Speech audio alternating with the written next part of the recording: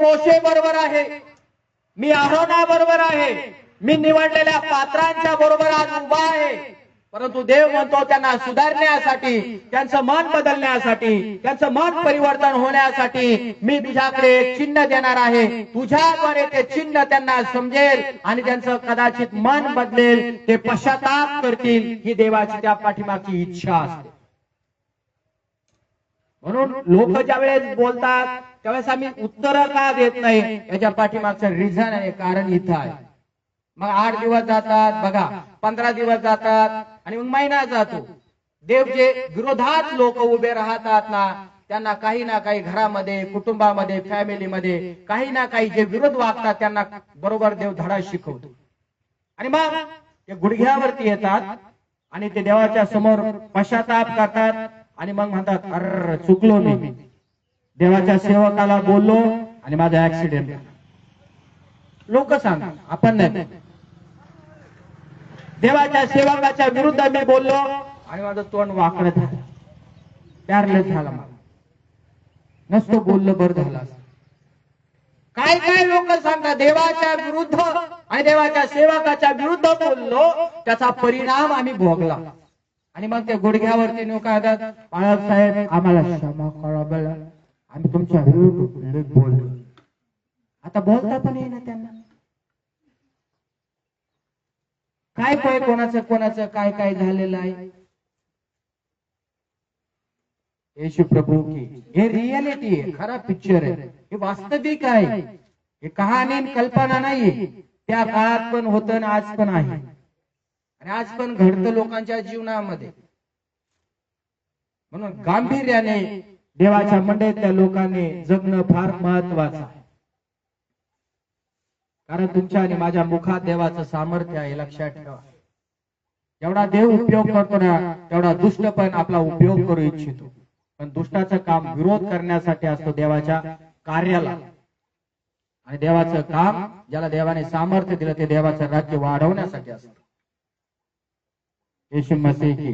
आणि म्हणून या ठिकाणी तुम्हाला आणि मला बघायला मिळतं, मोशे देवाच्या समोर नम्र झाला आणि नम्र होऊन त्याने देवाच्या शब्दाचं पालन केलं. अहारोनाची काठी घेऊन त्याने त्या ठिकाणी सत्यवेदी समोर ठेवून टाकली आहे, किंवा साक्ष्यपटासमोर त्याने ही काठी ठेवलेली आहे. पुढे असं म्हटलेलं आहे, आणि मग त्या लोकांना, विरोधी लोकांना चिन्ह म्हणून ती ठेवावी. काय म्हणून? का अहारोनाची देवानं निवड केली का? या काठीचा खरं आणि खोटं करण्यासाठी, त्या लोकांना पटण्यासाठी देवाने एक निर्जीव काठीला पुढे आणलंय. कोणत्या काठीला? निर्जीव काठीला. काठी जीव असतो का? लाकडात जीव असतो का एखादा? नाही. त्या काठीच्या बरोबर तुम्ही आणि पहा, काठी जी आहे त्या काठीला सत्यवेदी समोर आणली आणि त्या काठीच्या द्वारे देव काहीतरी या ठिकाणी करणार आहे. आणि मग परमेश्वराची इच्छा होती, म्हणजे ते मरवायचे नाहीत. माझ्या विरुद्ध वागणारे लोक म्हणा मरवायचे. मेरे जीवन में यसु तेरा नाम जलाल पाता रहे. काय आवाज या? मेरे जीवन में यसु तेरा नाम जलाल पाता रहे. मेरा उठना बैठना, मेरा उठना बैठना चलना तुझे भाता रहे. मेरे जीवन में यसु तेरा नाम जलाल पाता रहे. आणि मग या ठिकाणी आता काय आहे? परमेश्वराची महिमा प्रगट होण्याची वेळ आलेली आहे. निर्जीव काठीला बघा देव आता कसा सजीव बनवणार आहे.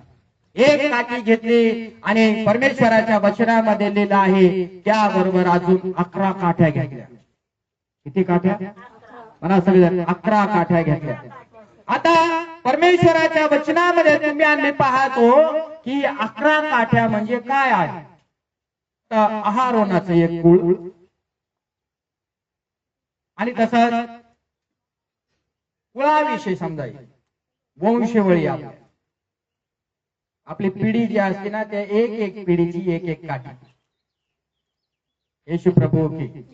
तर सगळ्या 12 काठ्या आहेत आणि पहिली अहरोनाची काठी एक वंश आणि नंतर 11 काठ्या त्या ठिकाणी घेतलेल्या आहेत आणि 11 काठ्या आहेत 12 वंशाचं दर्शक त्या ठिकाणी आहे. काय आहे? काठ्या काय दाखवतो? वंश दर्शक त्यांचं म्हटलं गेलेलं आहे. 12 वंशाचं दर्शक या काठ्याचं चिन्ह म्हणून दिलेलं आहे आणि त्या काठ्यांवर अहारोनाची काठी ज्यावेळेस ठेवली त्यावेळेस लिहिलं अहारोनाचं नाव त्याच्यावरती कोरलं. बघा, अशा 12 काठ्या घेतल्या आणि 12 काठ्यावर 12 जणांचे नाव लिहिण्यात आले, 12 वंशज. मग त्याला खात्री पटवून द्यायची आहे, आता अहरोनाची देवाने निवड केलेली आहे का? अशा 12 काठ्या घेऊन त्यांचे सगळ्या जणांचे नाव त्यांच्या त्यांच्या एक एक एक एक काठीवरती कोरले आणि या 12 काठ्या सत्य साक्षी समोर किंवा परमेश्वराच्या भीती समोर किंवा साक्ष पटासमोर हे या 12 काठ्या आणून मोशेने त्या ठिकाणी ठेवल्या. कळतं तुम्हाला? हा जुना करार आहे. शिकायला सोपा आहे पण ऐकायला थोडा किचकट आहे, पण आशीर्वाद खूप आहे.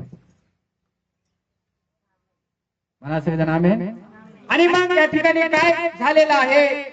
प्रत्येकाचं नाव त्या ठिकाणी लिहिलं आणि त्या काठ्या साक्षपटासमोर किंवा देवाच्या उपस्थितीत किंवा देवाच्या समक्ष समोर त्या ठिकाणी ठेवल्या. ठेवल्यानंतर काही वेळ गेला, काही समय गेला असेल आणि समयानंतर फक्त अहारोनाची काठी जी आहे, या अहारोनाच्या काठीला तुम्ही आम्ही पहा वचन क्रमांक 8 मध्ये काय लिहिलं आहे, याचा पुरावा, याचं चिन्ह.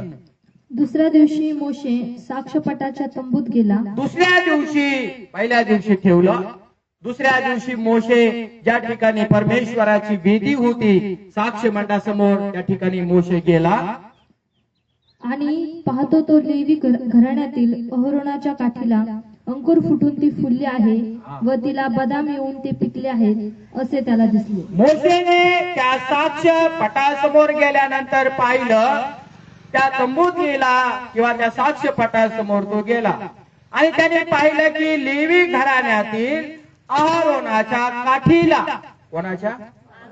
अहरोनाच्या काठीला अंकुर फुटून ती फुलली आहे.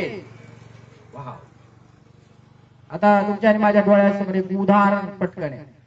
काही झाडांचे बी लावले जातात, बरोबर आहे का नाही? काही झाडांना बीज नसतं, मग त्याच्यात काय लावतो आम्ही? बरोबर आहे ना? आता समजा गुलाब आहे, गुलाबाच्या काय तोडतो आपण? अशी कितीतरी झाडं आहेत बघा, त्यांच्या काळ्या आपण तोडल्या त्या ठिकाणी मग त्याला शेण वगैरे लावणार असं काही, आणि मग आपण त्याला पाणी घालीत राहणार आणि काही दिवसांनी तुम्ही आणि पाहत त्याला काय बोला ना, फार महत्वाचं आहे, येऊ लागता. सेम वे दुसऱ्या दिवशी मोशे गेला, देवाचं सामर्थ्य देवाने प्रगट केलं या ठिकाणी की देवाने त्याच्या सामर्थ्याच्या द्वारे अहरोनाला देवाने सेवा कार्यासाठी नियुक्त केलेलं आहे. आमेन. आणि 8व्या वचनामध्ये तुम्हाला आणि मला या ठिकाणी बघायला मिळतं, अंकुर फुटून ती काठी फुलली आहे व तिला बदाम येऊन ते पिकले आहेत असे मोशेला दिसले. वाव, टाळ्या वाजा. चिन्ह मिळालं का? मोशेला खात्री पटली की देवाचा आवाज मी क्लिअर ऐकला होता, माझ्या भावाला मी क्लिअर देवाच्या गौरवासाठी उभं केलं होतं आणि बरोबर इस्रायल लोकांसाठी माझ्या मदतीसाठी देवाने अहरोनला निवडलं होतं याची खात्री मोशेला बरोबर पटली. अंतःकरणातून एक, आवाजाच्या द्वारे देवाची ही एक, आणि आता डोळ्याच्या समोर जी काही देवाने वाणी दिली होती त्या समोर काठीचं चिन्ह त्याने पाहिलं. मोशेला आनंद झाला. वाव, प्रभू माझी बदनामी करत नाही, प्रभूने माझ्या कुळाची इज्जत राखली. आहे ना. प्रभूने माझ्या कुळाला निवडलं, त्याचा चिन्ह, त्याचा पुरावा त्या ठिकाणी त्याला मिळाला या ठिकाणी. आणि आहार होण्याची काठी तुम्ही येतो, निर्जीव काठी त्या ठिकाणी अंकुर फुटलं म्हणजे सजीव झालं. ठेवू शकतो का? काय होऊ शकतं का असं सांगा. एक काठी इथं आणून ठेवली ना असं काही घडू शकतं का? 12 काठ्या इथं आणून ठेवल्याने इथं काहीतरी घडेल का?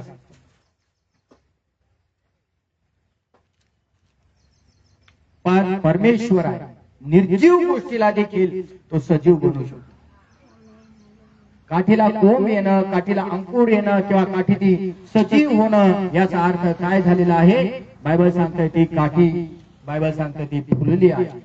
काठी म्हणजे काय आहे आजच्या भागामध्ये आहे? काठी म्हणजे देवाने दिलेला अहरोनाला अधिकार. काय दिला? म्हणा सगळेजण. अहरोनाला दिलेला अधिकार, मोशेला दिलेला अधिकार. आणि मग दुसरा आहे की काठी म्हणजे काय आहे? तर ती काठी दाखवते देवाचं सामर्थ्य. काय दाखवते? त्या काठीला अंकुर येणं किंवा कोंब येणं किंवा मोड येणं किंवा बदाम येणं याचा अर्थ काय होतं? त्या ठिकाणी परमेश्वराने त्या व्यक्तीला निवडून त्याला सामर्थ्याचं चिन्ह दिलेलं आहे. म्हणजे अहरोनाला निवडलं, त्याला देवाची सेवेचा अधिकार आहे की तो देवाच्या लोकांसाठी मध्यस्थी करू शकतो. आमेन. देवाने त्याला सामर्थ्य दिलेलं आहे. तर देव मोशेच्या नंतर अहरोनासंग बोलून अहरोनाच्या मुखातून निघाला एक एक शब्दाच्या द्वारे मंडळीच्या जीवनामध्ये चिन्ह आणि चमत्कार करू शकतो. आणि ते वचन त्याच्या मुखातून निघालेलं खरं आहे की खोटं आहे ते साबित करून देऊ शकतो. आज पण हेच आहे. देवानं तुम्हाला आणि मला निवडलेलाचा पुरावा काय आहे? तुम्ही लुकाच्या पुस्तकामध्ये तुम्ही वाचलं तर तुम्हाला आणि मला कळेल त्या ठिकाणी काय लिहिलेलं आहे. ज्यावेळेस देव तुम्हाला निवडील त्यावेळेस तुमच्या बरोबर पण चिन्ह असतील. तुम्ही आंधळ्यासाठी प्रार्थना कराल, आंधळ्यांना दृष्टी. बरोबर आहे ना? अघोरी शक्ती असेल, मंत्रतंत्राची शक्ती असेल, ज्या लोकांसाठी तुम्ही त्या प्रार्थना करताल त्या मंत्रतंत्राच्या शक्तीपासून त्या लोकांना सुटका मिळेल. जे मुके असतील ते बोलू लागतील तुमच्या प्रार्थनेने. निवडलेलाचा पुरावा हाय. बहिरे असतील तर त्यांना तुमच्या प्रार्थनेच्या द्वारे कान त्यांचे उघडले जातील. मेलेले असतील तर ते तुम्हाला प्रार्थनेच्या द्वारे उठलेले तुम्ही पाहाल. असे कितीतरी चमत्कार लोकांच्या पुस्तकामध्ये लिहिले की माझ्या निवडलेल्या लोकांबरोबर हे चिन्ह असतील की मी त्यांना देवाच्या सेवा कार्यासाठी, मी माझ्या कार्यासाठी त्यांना आज विभक्त केलं आहे किंवा वेगळं केलेलं आहे याचं चिन्ह आहे.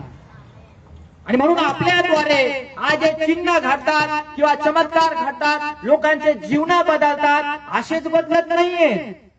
देवानं आम्हाला निवडलं आहे याचा पुरावा आहे की देव त्याच्या लोकांमध्ये सामर्थ्याची कृत्य करतो. आम्ही बोलतो आणि भूत निघतात, आम्ही बोलतो आणि आंधळ्याला दृष्टी मिळते, आम्ही बोलतो आणि कुष्ठरोगी शुद्ध होतात, आम्ही बोलतो आणि त्या गोष्टी घडतात. याचा अर्थ काय? देवानं आम्हाला पण निवडलं आहे. प्रभू येशूच्या नावाने. जर निवडलं नसतं तर चिन्ह होईल का? म्हणून ह्या जगातल्या लोकांना देवाने चिन्ह दिलं आहे आणि मंडळातल्या लोकांना देखील एक चिन्ह दिलेलं आहे. लक्ष द्या. येशू मसीह की पुढे चालून तुम्ही आणि जरी पाहिलं तर आज तुम्ही आणि काय पाहत आहे? मंडळीचं जीवन जे आहे तुम्ही आणि पाहतो की आज मंडळी शंका किंवा डाऊट किंवा संशय घेणारे असते. पण देवाच्या वचनात लिहिलेलं आहे की या वचनामध्ये तुम्ही आम्ही पाहतो अहरोनाला देवाने शक्ती दिली, सामर्थ्य दिलं, अधिकार देखील दिला. तरी देखील तुम्ही आम्ही पाहतो अहरोनाच्या जीवनावरती संकट पण आलं. असं आहे की देवाचा पात्र निवडलेला सेवक आहे त्याच्या जीवनात संकट नाही, त्याच्या घरावर संकट नाही, त्याच्या लेकरांवरती संकट नाही. असं आहे का? अहरोनावरती संकट आलेलं आहे. लोक त्याच्या विरुद्ध उभे राहणं म्हणजे काय आनंद आहे का? संकट आहे ते. वैरी ज्या वेळेस उभे राहतात त्यावेळेस संकट आमच्या समोर आहे. अहरोन संकटामध्ये सापडला. येशू प्रभू की संकटामध्ये अहारोन या ठिकाणी सापडला आणि तुम्ही आणि मी पाहतो या ठिकाणी तुमच्या आणि माझ्या जीवनात जर या ठिकाणी देवाचा अधिकार देवानं दिला आहे, देवाचं सामर्थ्य जर देवानं तुम्हाला आणि मला दिलेलं आहे, तर जसं अहारोनाच्या काठीला अंकुर आलेले आहेत तसे देवाच्या लोकांना तुमच्या आणि माझ्या जीवनात देवाने जर तुम्हाला आणि मला निवडलं आहे, तर तुम्हाला आणि मला देवानं तुमच्या आणि माझ्या जीवनात हे सामर्थ्य दिलं आहे. त्याचं एक चिन्ह आहे. काय दिलं आहे? तुमच्या आणि माझ्या जीवनात संकट येऊ द्या, वादळ येऊ द्या, वारे येऊ द्या, दुःख येऊ द्या, अडचणी येऊ द्या, परिस्थिती हाताच्या बाहेर जाऊ द्या, पण लक्षात ठेवा याही परिस्थितीमध्ये देवानं तुम्हाला आणि मला सामर्थ्य दिलं आहे आणि देवानं तुम्हाला आणि मला प्रभू येशूच्या नावात अधिकार पण दिलेला आहे. म्हणा सगळेजण आमेन. अहारोनावरती बायबल सांगते परीक्षा पण आली. एवढे लोक विरोधात गेले, 273 लोक. बायबल सांगते अहारोनाची परीक्षा आली. अहारोन एकटा पडला. देवाच्या सेवकावरती परीक्षा येत नाही का? इथं मोशेला लिहिले, इथं अहारोना विषय लिहिले. तो परीक्षात सापडला गेला. लोकांनी त्याची परीक्षा घेतली. या काळात ती मंडळी जर परीक्षा घेऊ शकते, विश्वासणारे ते देवाच्या मंदिरामध्ये काम करणारे लोक परीक्षा घेतात. आणि आज पण लोक देवाच्या सेवकाची परीक्षा घेत नाही. कोणती परीक्षा घेतील हे आम्हाला सांगता येत नाही, पण देवाच्या सेवकांना आणि निवडलेल्या मंडळीतल्या लोकांना सुद्धा परीक्षेतून संकटातून जावं लागतं. आपण आपले हात वर करायचे का? नाही, माझ्यावरती परीक्षा आली ना, आता मला काही ते सहन होत नाही, मेलेलं बरं असं. देव असता तर कशाला परीक्षा आणल्या असत्या त्याने आमच्या जीवनावर? अरे इथं परीक्षा आणल्या. कोणत्या निवडलेल्या पात्रांवर देवाने परीक्षा आणल्या नाही? बायबल मध्ये दाखवा मला. जर तुम्हाला आणि मला देवाने जर निवडलेला आहे, तर कोणते लोक तुमच्या घरातल्या विरोधात जातील हे मला सांगता येत नाही. आणि सुरुवात बायबल सांगता नेहमी घरातून होती. कुठून? वैरी बाहेर नाहीये, अंदर बैठे भाईजान. घरात वैरी चालू आहे. बायबलचं हे वचन आहे. लोक म्हणतात बाहेर वैरी, बाहेर वैरी, बाहेर वैरी. येशूला धरून कोणी दिलं? कुठला व्यक्ती होता? चला, इसाकाला फसवलं कोणी? आंधळा झाला त्यावेळेस, म्हातारा झाला त्यावेळेस. पोरांनी फसवलं, बायकोनी फसवलं. चल, दोघांनी फसवले, पण कुठले ते? मायलेक कुठले आले? चला, याकोबाकडे जा. याकोबाला पण फसवलं लग्नाच्या वेळेला. कुणी फसवलं? अशी किती उदाहरण तुम्ही घ्या. घरातच चुना लावणारे, ते व्यवहाराच्या बाबतीत असू द्या, नाही तर कशाच्या बाबतीत, लग्न मोडण्याच्या बाबतीत असू द्या, घरातून प्रोग्राम. बायबल तेच आम्हाला या ठिकाणी शिकवतं. आणि मग आपण काय करतो या ठिकाणी? जर अहारोनाच्या जीवनात पेपर आले, एक्झाम आले, लोक विरोधात गेले, त्यावेळेस आपण आपल्या विरुद्ध ज्यावेळेस लोक जातो त्यावेळेस आपण काय करतो? अहारोन पण एक मनुष्य होता, मोशे पण एक वेळेस मनुष्य होता. त्यावेळेस तो परीक्षात गेला, संकटात गेला, पण त्याने संयम धरला. लक्षात ठेवा, धीर धरला. धीर धरला, संयम धरला दोघा जणांनी. आणि तुम्ही आम्ही पाहतो त्या विरोधी लोकांना त्यांनी उत्तर दिले नाही. आमची जी भाषा आहे ना, समोरचा माणूस बोलतोय ना बोलतो, आमची जी प्रगी फाटक्यान त्याला आग लावून देणार, पुढचा शब्द बोलून मोकळी. जी बायबल मध्ये लिहिलंय जी भाषीच आहे, आग लावी. थांबा, गडबड करू नका, वाट पाहत होती. देवाला उत्तर देऊ द्या, देवाला आपले प्रश्न सॉल्व्ह करू द्या. आपल्या विरुद्ध उभे राहतात लोक, राहू द्या लोक उभे राहिले तर. पण जर देवाने आमची निवड केलेली आहे, देवाने आमच्या बाजूने निकाल लावला पाहिजे, यावरती अपेक्षा ठेवा. येशू मसीह की बोला सर, येशू मसीह की. शैतान तुमको डराएगा, आनंद समझो